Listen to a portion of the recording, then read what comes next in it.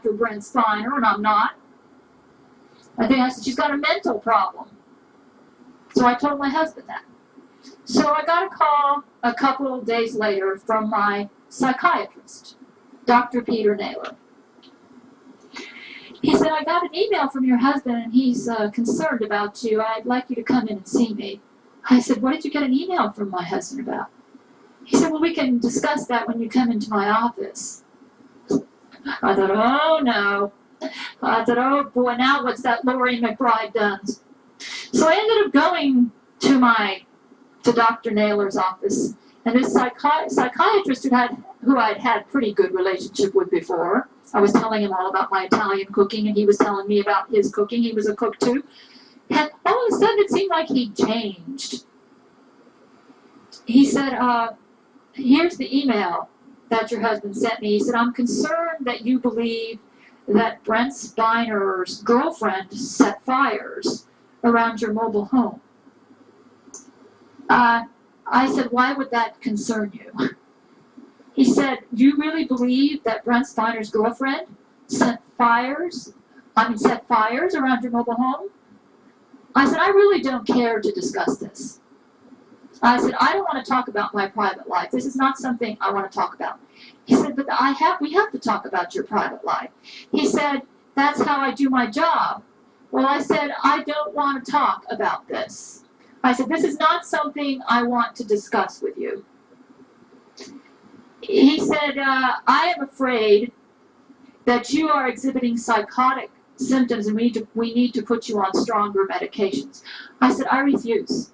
I said, I will not go on those medications. I said, I'm not psychotic. I said, and furthermore, I think I was misdiagnosed with manic depression and that I never had it in the first place. I believe my problems have been nutritional deficiencies and allergies, and that's why I had trouble sleeping. I said, I don't think I ever was a manic depressive, and I am not going to be put on antipsychotic medications. I said, I refuse. He said, well, I can't make you.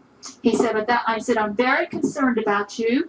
He said, and I think you should be put on stronger medications. I said, he said, would you at least please consider this? I said, what medications do you want to put me on?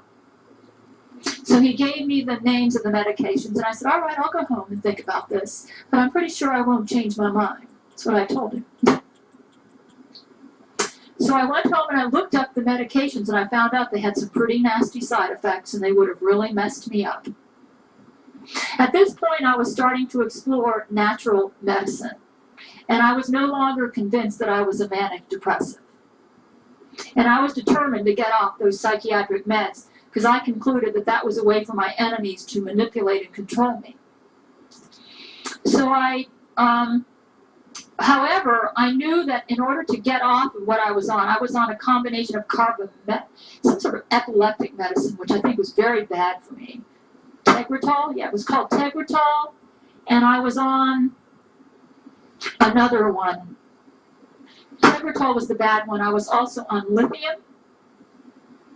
And I think, lithium and Tegretol. I believe that was what I was on. And I made up my mind, I said, I'm getting off of this stuff. As soon as possible, I don't want to be at the mercy of these psychiatrists who want to get me all doped up and admit me to a mental ward when I know I'm not crazy. Just because I wanted to protect Brent Spiner and Franco Nero, I didn't want to discuss my private life with this psychiatrist.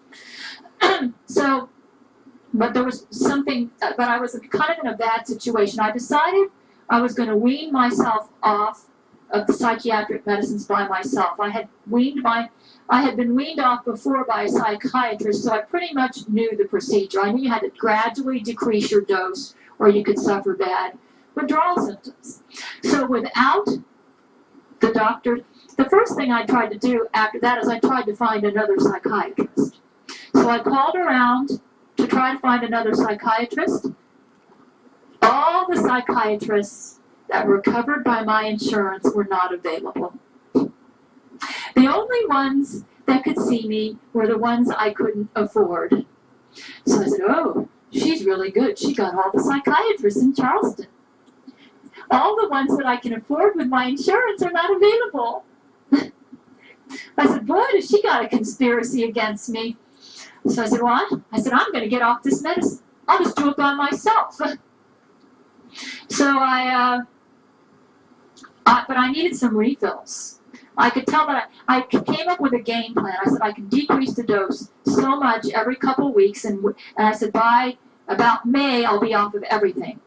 I said, I had enough lithium, but I needed a little bit more. I needed a refill. So I called up Dr. Naylor and said, I think I said I needed a refill or something. And boy, did he give me a hard time about that refill. He said, I'm not going to give you a refill unless you come in and see me. Now, what did I do? I called up the pharmacy and said, will you please give me a refill on, I think it was Tegretol or lithium.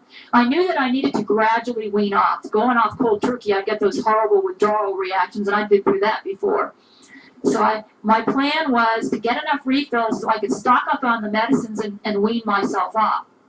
But I was a little short on one of them, so I needed some more. Well, I called up the pharmacy, and they were having a problem filling my prescription.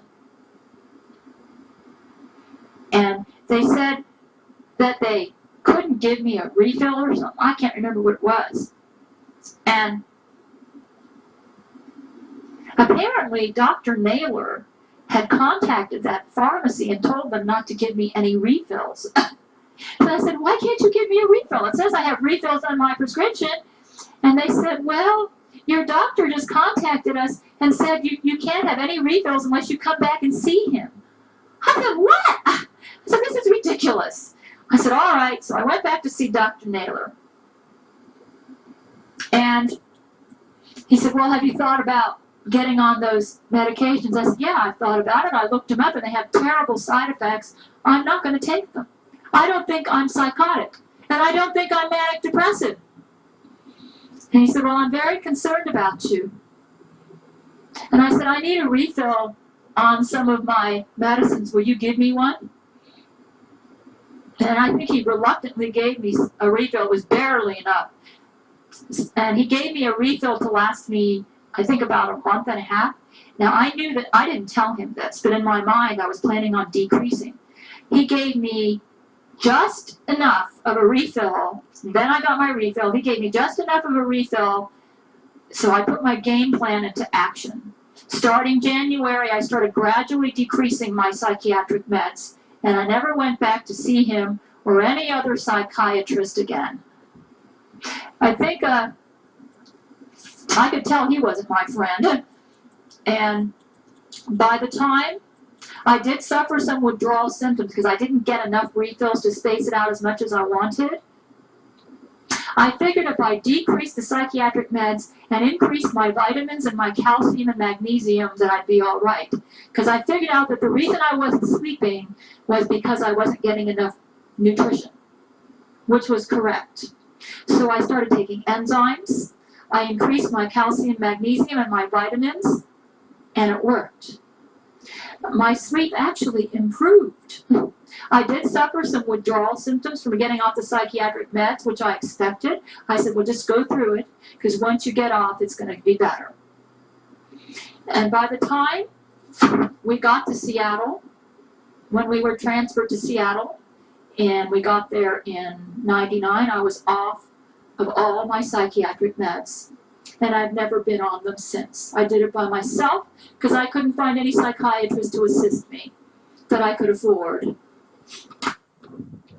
So I was really happy. I was sleeping well, really sleeping well, even better than when I was on the psychiatric meds, having no mental symptoms. I knew I wasn't manic depressive. I figured that out. And it's really funny, in all of my history with psychiatrists, even though they diagnosed me with manic depression, none of the psychiatrists ever said that I was psychotic. They just said that I had a tendency to be a little hyper. But I was never diagnosed with psychosis. Never. I always thought I was a little weird psychiatric patient because when I was in the psychiatric hospital on a voluntary basis, I thought I was the most sane one in there. I didn't act like I had a mental problem. And when they put me on the psychiatric medications. I walked around